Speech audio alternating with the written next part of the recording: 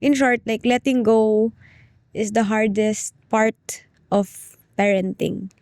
Hindi ko na-realize ang bigat pala niya sa parent. We have to sit down and really take a pause and talk to them as if adult din sila. Magpakarga ka, mag-roll ka, maglakad ka, mag-birthday ka, lahat naalala mo. But, hindi mo naaalala kung kailan yung last. Your child is not giving you a hard time because sila mismo, they're having a hard time themselves. Meron sinabi si Sadness na crying helps me slow down. Nakakainis, good night na. Tulog na ako.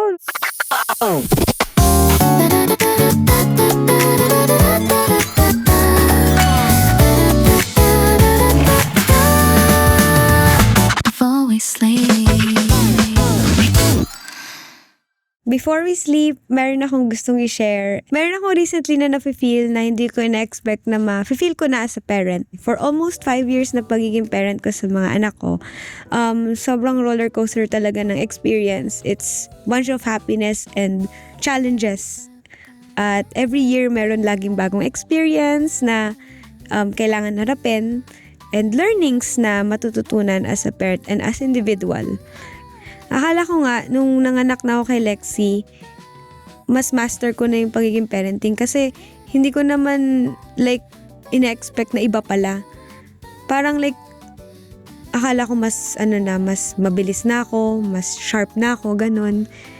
First time ni Eri mag-overnight sa bahay ng lolo at lola niya. Nandun din yung tita niya. So, 3 to 4 nights siya nandun. And gusto ko mapag-usapan yung nangyari after that. Kasi dito na naging roller coaster. Meron akong bagong na-feel. So ito na, nung pauwi na siya, inaabangan namin siya na EXO. Syempre excited kami kasi uwi na siya. And naghabang kami ni Lexi, ng sister niya, sa may door sa salas, ganun.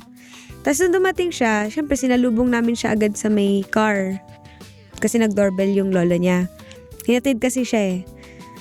So, nung pagpunta namin sa car, nakita namin si Eri sa loob ng kotse. Tapos ayaw niya lumabas. Nagulat kami kasi ina-expect ko, gusto niya kami makita. Excited siya umuwi na finally I'm going home. Ganon. Hindi siya excited. Ayaw niya lumabas. At first, syempre, natatawa-tawa kami ni EXO dahil sige na, halika na. Parang nakala, pakipot, ganon.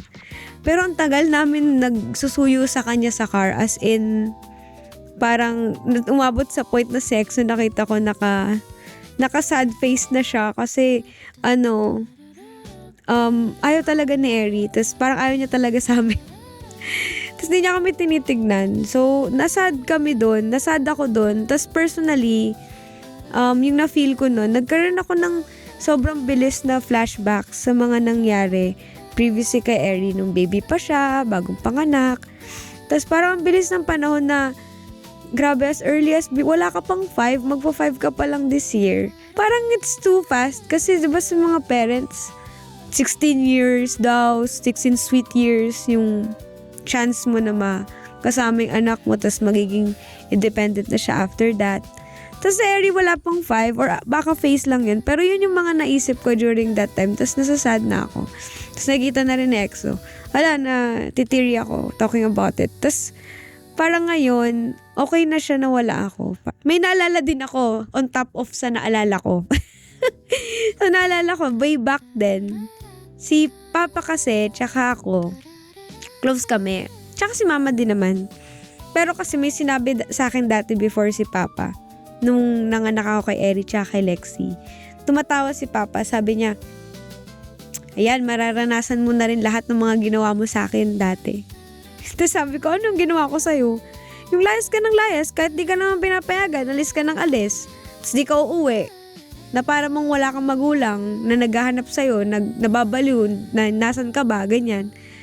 Tapos hindi ko siya magets kasi tatawanan ko pa siya, sabi ko, uwi naman eh, parang ganun. Ang OA naman, ganun pa yung reaction ko nun kasi, uwi naman kasi talaga ako, parang ganun.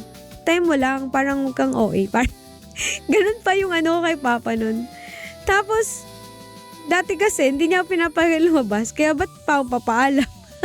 lalabas na lang ako. Tapos doon ko na-realize na ang lungkot pala ng iniwanan. Sorry papa, tsaka mama. Doon ko na-realize na ano pala noon. Ang sad pala. Naiyak ako. Wait lang. Hindi ko na-realize ang bigat pala niya sa parent. Kaya wait lang, I need a moment. Diba, naiyak ka ba ba? Yun lang. Mali ata yung episode ko. Ayun, yun yung mga yun yung gusto pag-usapan. And coincidence lang na nandito si Erica yun kasi gusto niya lagi sumama sa akin sa office. Ay! Tama ba? Continue ba ako habang umiyak, Jack? Ha? Kalma muna ako. Intro pa na yan. Di pa nag-start eh. So, I learned 3 things because of this scenario. So, first one is your child is not just a kid and they're also a person. So, there's a lot of things na I want to talk about here. Kasi most of us, as not just here sa Filipino culture but in general, as sa parenting, minsan din natin napapansin na like tao din sila, like they're individual. So minsan kasi iniisip natin bata lang sila, makakalimutan lang din nila yan, yung mga ganong sinasabi ng mga magulang na dinidismiss natin yung nafe-feel nila. Or minsan pag meron silang emotions na pinapakita sa atin, ginagawa nating joke time. Pag meron silang kinakainis nila, di natin siseryosohin. Pagtatawanan pa natin. Pero like, hindi natin alam sobrang big emotions sa kanila nun na we have to listen. We have to really listen, sit down, i-calm natin sila. Kasi sa kanila, first time nilang ma-feel yung mga ganun bagay. Minsan kasi sa atin, yung mga na-experience nila, maliit na bagay lang sa atin. Na for example, Mommy, I got a boo-boo on my ganto. Or, Mommy, someone ayaw makipaglaro sa akin. Tapos parang tayo sa parents, edi huwag mo kalaruin, edi hiyaan mo siya, edi ganto. So parang sa atin, it's easy for us to say. Pero sa kanila, na-hurt sila doon, hindi nila ma-process pa siya ng maayos. Kumbaga, sa mundo nila, sobrang big deal yun. And meron akong nabasa before, your child is not giving you a hard time because sila mismo, they're having a hard time themselves. Dati, one-sided lang kasi parang, siya kasi din ay kinig one-sided. You should listen. Hindi na natin na bibigyan ng pansin yung talagang nafe-feel ng mga bata. Ganun. And magiging domino effect yun in the future because sila din sa future, di na rin sila may kinig sa younger generation nila dahil pinalaki sila na ako yung adult, ako yung tama, pakinggan mo ko, alam ko yung mas tama, malaki na ako, ikaw papunta pa lang, pabalik na ako, yung ganon, diba? So, there are times, or a lot of times, na may mga nagagawa yung mga kids na di nila naintindihan na mali na pala, or behavior nila, na we have to sit down and really take a pause and talk to them as if adult din sila, na dapat mabigyan talaga ng moment na ma-acknowledge at makausap sila yung treatment kumbaga sa kanila. They're not just kids. They're also individual like us, human being. Yun. So, yun. Dun ko na-realize din na hindi pala sapat na mahal mo lang sila. Like, kailangan maramdaman nila kung paano sila minamahal. So, yun. Moving on, the next thing naman na I want to talk about is actually yung related kanina sa napag-usapan natin. This one is about kids naman mismo. Respect their process. Balik ko lang dun sa napag-usapan kanina nung nasa car kami, 'di ba? Pwede naman naming kunin siya agad kahit naiinis siya, kahit nagagalit siya, kahit ayaw niya sa amin. Kunin namin siya kasi bakit hindi kami magulang niya. Parang ganun, 'di ba?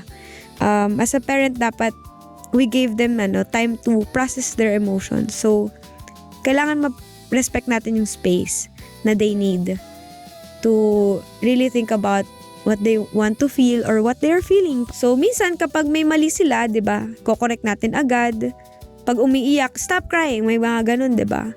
Tapos pag ayaw sumama, yun nga kanina, pipilitin agad, 'di ba? So para matapos agad yung moment na nakakalimutan yung purpose, bakit dapat siya nangyayari. Parang ganun. Just like us, tayong mga adults, pag di tayo okay, di ba, kailangan muna natin iiyak, kailangan muna natin magalit, kailangan muna natin na-express yung nafe-feel natin. Kailangan natin ng time to really process of what we're feeling. And same din sa kids. So, us as parents, we don't own them. So, we're here to guide them. And yun, just to share, meron akong nakitang concept sa Inside Out. Actually, favorite din namin tong movie na to. Na hindi lang pala isang emotion ang nangyayari sa isang tao. 'Di ba mayroong emotion sa parents, may emotion sa kids, ganyan. And sometimes sabay-sabay siyang nararamdaman, right? And may mga pinaprocess kung ano yung priority na kailangan maramdaman. May mga moment actually, ako guilty rin ako dito before nung umalis si Eri. Maraming times pala na nadidismiss ko si Eri. Like, may mga moments na di rin naman ako perfect. Marami din akong flaws din na unintentionally nagagawa ko kay Eri. For example, pagpapasok sa work or kapag kailangan na matulog or kapag kakain na, pressure na, kain na. Or pag matulog, ngayon na, tulog na. Or pagpapasok, ngayon na, pasok na. Parang di na namin siya nabibigyan ng time to process, to love what she wants to love. And before, sobrang excited niya mag-school. But because of us, nape-pressure siya, na ayaw na niya mag-school. So, nasad kami because of that. Dahil feeling namin, nag-fail kami as a parent. Dahil hindi namin nabigyan ng proper culture yung pag-set up sa kanya na she should be always excited to learn, ganun. So, slowly but surely, we are undergoing dun sa process ni Eri na mali niya ulit yung pagpasok sa school. So, parang we'll start from routine muna and it should be parang dapat siya din nag-agree so sa kailangan gawin. Hindi dapat eto gagawin mo, no questions asked. Hindi dapat ganun. So, sobrang collaborative kumbaga yung magiging approach namin this time. And sometimes yung mga kailangan din pala ng kids, ito nga na-realize ko, hindi pressure kundi time. Meron sinabi si Sadness na crying helps me slow down and obsess over the weight of life's problems. Crying helps me slow down. So, by saying that, tinamaan ako doon nung nanonood akong Inside Out kasi maraming times na nakita ko sa parenting and to my kid din na pag umiiyak siya, just to move on na, sasabihan mo siya na tama na iyak, tama na. Parang ganun. Pero dapat hayaan lang natin sila hanggang sa maging okay na sila. Minsan kailangan mo lang talaga maramdaman lahat bago maging okay. Kasi dun sa Inside Out, grabe ang ganda ng mga naging result after nung Sadness na it will strengthen your relationship. Yung next phase after Sadness, doon mo mas ma-feel na maki-clear yung mind mo, maki-cleanse siya na okay, I'm okay now, I can decide na. Parang ganon. And deep breaths. Sorry guys, sorry. Nag-break time muna ako kasi nagising na si Eri. At nag-freshen up, nag-take a break, uminom ng tubig. Ito na kasi ang ating hardest part for my third realization. In short, letting go is the hardest part of parenting.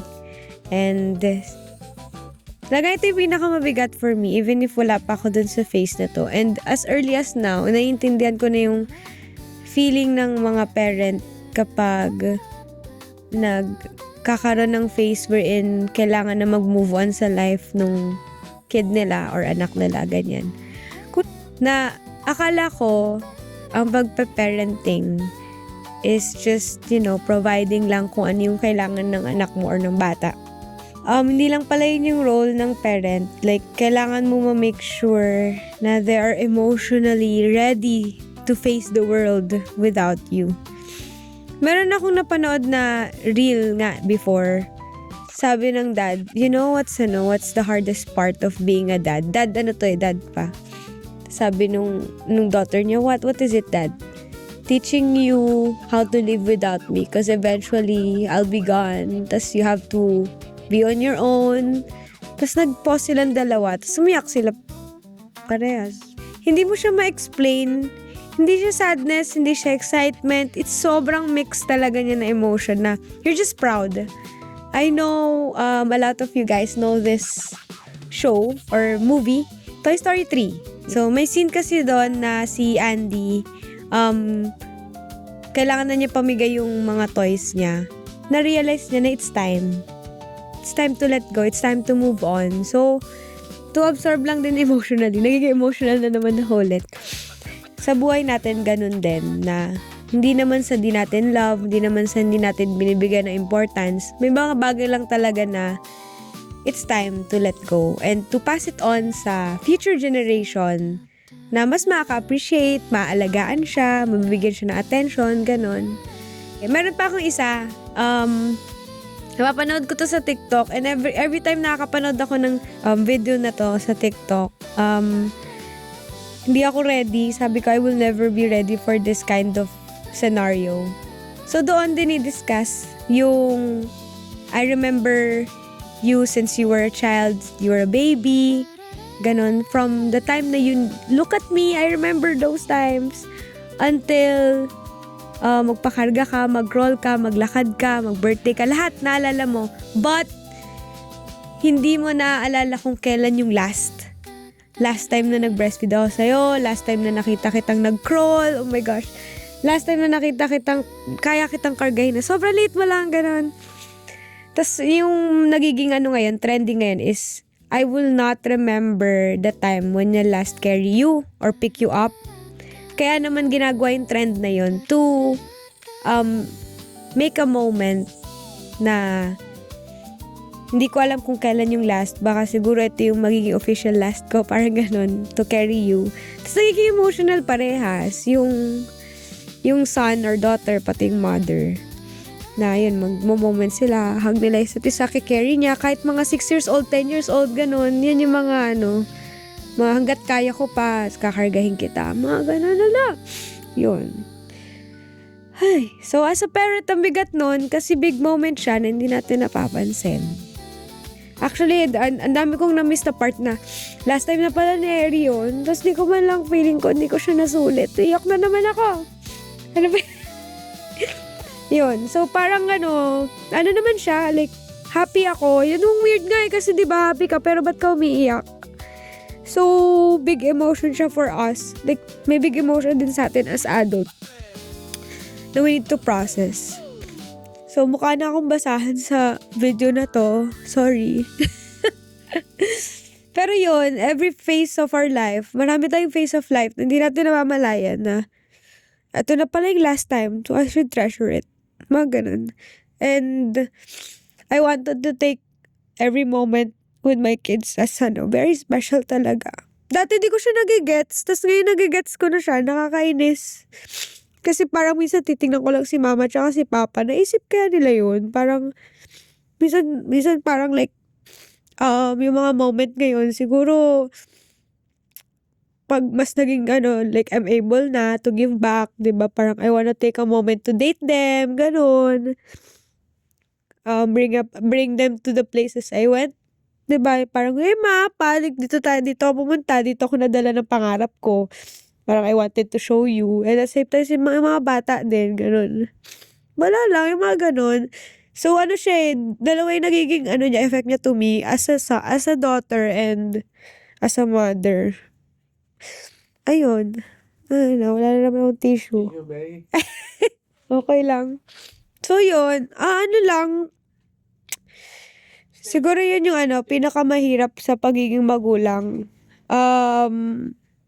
Hindi dahil like, iiwan ka na nila, pero like, darating talaga sa time na may bago na silang adventure. Like, meron na akong bagong adventure. Hindi ko na-realize until I'm as a parent. Oo, I'm a parent na nalulungkot din pala sila. Parang gano'n, namimiss din tayo. Kakainis. Good night na. Tulog na ako hanggang nag-record para umiyak.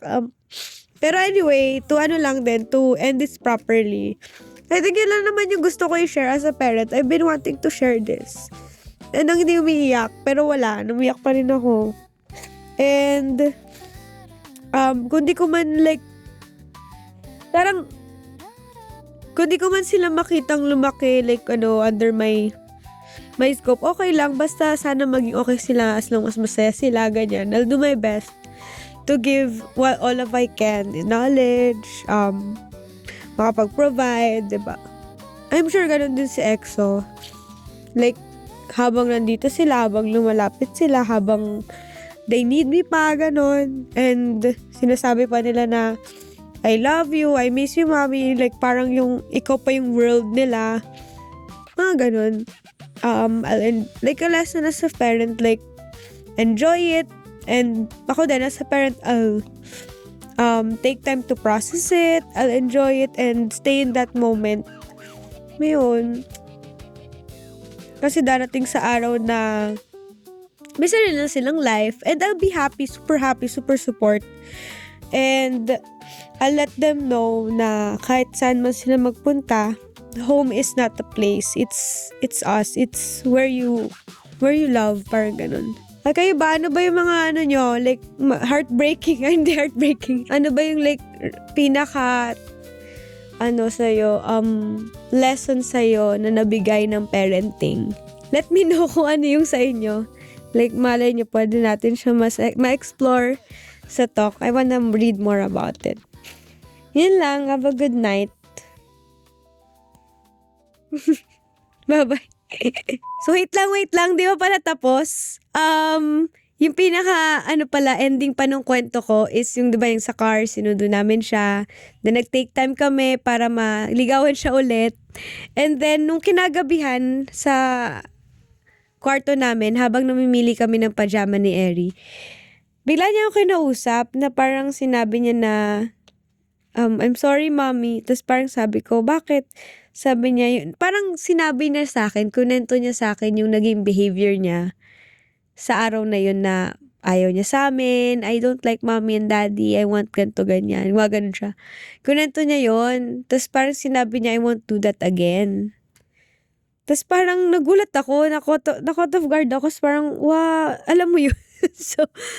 So, nung sinabi niya yun, it's okay, Eri. I love you, gumanon. Tapos parang sabi niya, I love you too, mommy. Tapos sabi ko, you want to do that again? Do you promise? Tapos parang sabi niya, I promise. Tapos naganto siya. Pinky promise kaming dalawa. So, nagulat ako. Tapos, pagbigyan namin sa bed, hinag niya kami ng dad niya. Tapos sinabi niya na, I love my family. Tapos kinis niya kami ni EXO. So, kinis niya ako, kinis niya si Eric, tapos hinag niya kami. Then, kinis niya rin si Lexi. Tapos sinabi niya, I love my family. Yun lang. Tapos naganto siya. Fairy tales overrated. Galing lang sa libro. Walang fairy godmother sa totoong mundo. Imika, prinsesa sa storybook scene. Mas okay kapag totoo. Buntot ko kasi ito yung May eyes ka na pangit mo na party. Yeah.